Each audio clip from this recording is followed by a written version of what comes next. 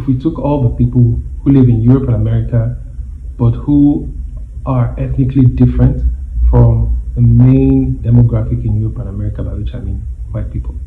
So if you took all those other people and removed the history of colonization and slavery before that from the context, half of all those people would disappear. After you have removed those who are there because of events related to colonization and slavery, the remaining half of immigrants who live in Europe and America would be made up of people who are either indigenous to those continents or who are there through the normal reasons: trade, travel, marriage, and other types of migration. When we're talking about who belongs in Europe or America or Africa or any other continent, and the broader issue of immigration and migration as it pops up now and then, there are certain issues that will help us to understand what is true and what is simply political propaganda. Fact number one: if colonization and slavery had not disrupted the global order, there would be no need for people from Africa and other parts of the global south to be abundantly present in Europe and America. So colonization created something called the core. The core countries are the countries at the heart of global empire, such as the West, Europe, America. Those are core, and periphery is everybody else. What we call nowadays global south.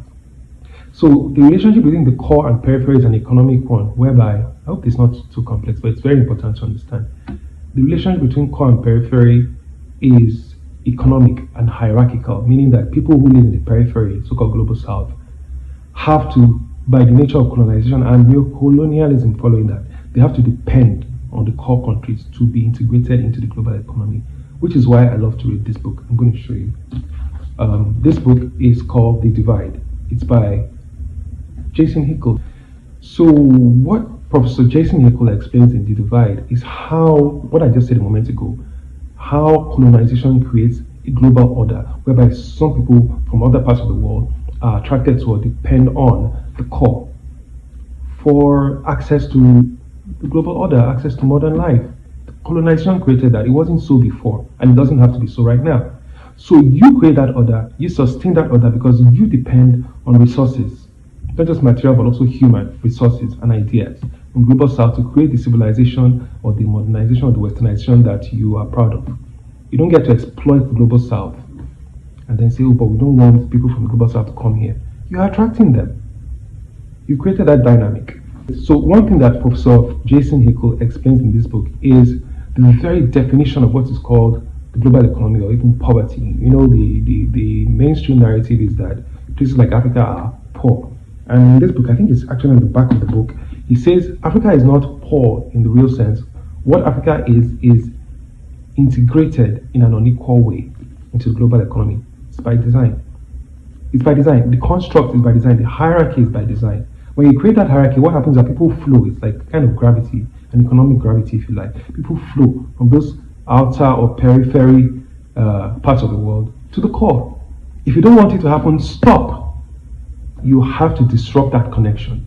You have to let those countries be. Stop interfering. Till today, interfering through economic exploitation, interfering through war and regime change, and interfering in the politics of other people, creating diseases and conditions that simply keep the world in a state of imbalance, and therefore cause this kind of internal chaos, like kind of Brownian motion, the way we call it in chemistry, whereby things just keep flowing all over the place.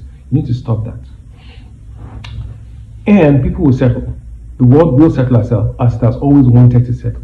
But you need to stop disrupting it. You don't get to disrupt and also point fingers. The fact is that anthropologically speaking, the first humans on the planet were from Africa. So that's why people say all of us at some point were African. And there were black people and brown people, as you people like to say. So the whole world was black and brown, including the people in Europe and America. Until today, those populations are still there. The original population of the earth was people of the global south. Talking about that terminology, global south, a lot of people are trying to change that because global south suggests a hierarchy. There's a north and there's a south. People like to call themselves the global majority because till today, most people in the world are of that ethnic stock, the so-called black and brown people. Saying that to say that when you look around you in Europe or America and you see people who are not white, and you start to react as if you think white people own that place and these people came from somewhere else, there's a very good chance that their ancestors were there before yours. So the contributions, not just the roots of blackness and brownness, but also the contributions of blackness and brownness to history are not well taught, need to be taught. This is why I occupy myself with reading books like this other one. This one is called The Black Past. So if you read books like this, it's written by an author who is known as Bookman. Bookman is B-O-U-K. So you know the word, if you understand history, you know who Bookman was. The Black Past is just one of several books, but my favorite, that will tell you stories like that of the Moors, the Moor civilization. And Moor is a word used in history to mean black people who come from Africa. And somewhere around 711 AD, I wouldn't say they colonized because that's a European thing, we don't do that, but they dominated Europe. Through migration and movement and trade, they introduced into Europe all the things that are now considered to be modern. Civilization, the education, the ways of life, simple things like hygiene, or medicine, or law, or art, or science, or math, or history, or music, all of that stuff was introduced from Africa to Europe around 711 AD. So you can read that yourself and see what the facts are. And it was not the first time that people from Africa came to Europe to civilize the place.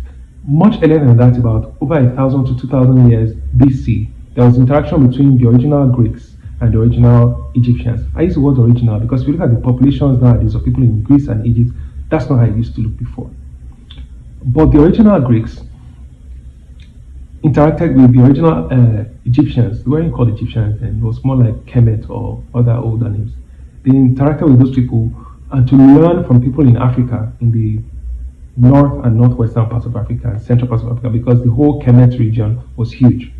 So they interacted with those Africans to learn the very first elements of philosophy and law and religion and science, much of the basis of what is now considered modern civilization was learned from those Africans and taken to the southern parts of what is now Europe, namely around Greece. And you know what they called it eventually when they got it? They called it Greek civilization. That's not really authentic, is it? They should have called it African because that's what it was. So I'm giving you 2 episodes in history, 2 episodes where Africans came to Europe to civilize Europe. And I'm also telling you that if you go back in history, you'll find natural migration and natural movements of Africans in Europe before there was anything like colonization and slavery. It's important because there are many people who try to explain the distribution of populations nowadays and who cannot find any reason in their minds beyond, they are here because of slavery. Slavery is recent history, relatively speaking. Way before that. For example, when they discuss the founding of America, they say there was someone called Columbus who sailed around and who discovered the Americas. But the truth is that at least 200 years before Columbus sailed, there was an African from the Mali Empire. His name was Abu Bakr II. He was a progenitor of what is now known as the richest man in history, Mansa Musa. You may have heard the name, I hope you have. So Abu Bakr sailed from the Mali Empire in Western Africa all the way to found the Americas, way before there was a Columbus, at least 200 years before then. And the relics of his visit and his settling in America are still there. If you look for it, you'll find it. Look in the books. All of this to say that the world was very different before. And the original people in the places that you now consider to be European and American were more likely black and brown people. And they're still there now, only that the circumstances have changed. All of this to say that we need to be careful. We need to be careful with the narrative that certain people are foreigners, certain people don't belong, certain people need to go home. What needs to go home and what needs to stop is colonization and its modern forms. The other books that I recommend to read if you want to understand the original African presence in the world, actually there's at least 3 titles. There's a book called The Ancient African Presence in the Americas. It's written by a historian known as Ivan Van Sertima. Look for that book. Also look for another book called, similar books, with titles like The Early African Presence in Asia and also The Early African Presence in Europe. Those other books are written by Runoko Rashidi, another brilliant historian whose work I respect. Read those books and understand that not only has the nature of the global economy changed in the way that I earlier described to create a core and a periphery that attracts people to those places and now have what you call immigration as a crisis. Not just that, but even the narrative about history and how the world exists has been transformed over time, mostly deliberately, to serve the purpose of embellishing the hierarchy, to say that some people are above, other people are foreigners and they don't need to be here. You need to stop that. So I'm going to close here.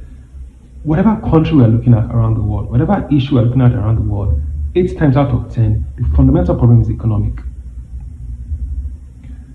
European countries and American countries are struggling and are pointing the accusing finger at foreigners because their economies are not meeting the needs of all their citizens. So they talk of things like a cost of living crisis and a housing crisis and the homelessness and the education expenses, health insurance, different types of health insurance and health economies across Europe and America. The bottom line is that your politicians in those countries are not managing the economy in ways that satisfy all the citizens. But rather than the politicians fixing those economic issues, they create distractions, what we call populist distractions, saying what people want to hear, pointing fingers at some others, saying, oh, it's the other people, it's them, it's their fault, and everybody directs attention to the others instead of directing attention to the political class and saying, stop wasting our money on fossil fuels and unproductive capitalism and wars and genocides in places all over the world that don't need to exist. Spend our money on us, improve our lives so that we don't have to look for who to blame for the conditions of our lives. The same thing applies in African countries. A lot of the problems that we consider to be ethnic or religious or this and that and the other are economic. It's all about economic management. And yes, we have inherited a lot of problems from our histories and our past, but there are also new problems that need to be managed properly with new ideas so that people can have proper distribution of the commonwealth of all of us and there can be less complaints about who is doing what to who. So that's the story I wanted to tell today. It's about immigration, it's about false narratives, it's about the push to make people hate people, it's about race riots. I try not to use the R word too much in this podcast because it's a very sensitive word for some people. And that's what I want to talk about. Immigration is a farce. Well, the immigration narrative, not immigration, the immigration narrative, the immigration crisis as they call it, is a farce. There is this narrative that the countries in the West, like Europe and America, are doing the most to support migrants. And they have a huge immigration burden, and therefore they are tired and they're exhausted of all the hard work they are doing, and these people need to go. It's not true. There is a bigger migrant burden, if you want to call it that, in Africa than in Europe, than Europe and America will ever face in terms of populations and movements. But the thing is that Africa does not sell that narrative or does not preoccupy itself with the idea that immigrants are foreign. Our culture is, as we like to say traditionally, is hospitable. You can come and go, do your thing. I was driving through the streets recently in Ibadan, the town where I was raised, and I was looking at the different mixes of people everywhere. All sorts of people who do not ethnically belong, if you put it that way, in Ibadan are there. People from the Hausa culture, the Fulanis, the Igbos, and the 500 other ethnic groups in Nigeria. In Nigeria alone, are there in Ibadan, and they're thriving and doing their thing and making their money. And there are people from other parts of Africa who are there. There are people from Asia and Middle East. There are Lebanese people who own some of the biggest businesses all over Nigeria, especially in Ibadan. There are Europeans. There's a street right next to my mom's street in Ibadan named after a Dutch person. And I don't know how many streets in Holland are named after Nigerians. I'm saying that to say that Africans are hospitable people. We are playing host to all kinds of economic migrants. We don't make any noise about it. There's certainly no political agenda to say that they need to go back to their countries. So Europeans and Americans need to stop making it a point of conversation and focus on the real issues that are affecting your countries and leave people alone. And I promise you, once all these things fix themselves, you will not find half of those people left in Europe and America because, truth be told, nobody wants to be there. There's nothing attractive about those places. But it's a creation, it's a construct of the modern global order that makes people seek home away from home.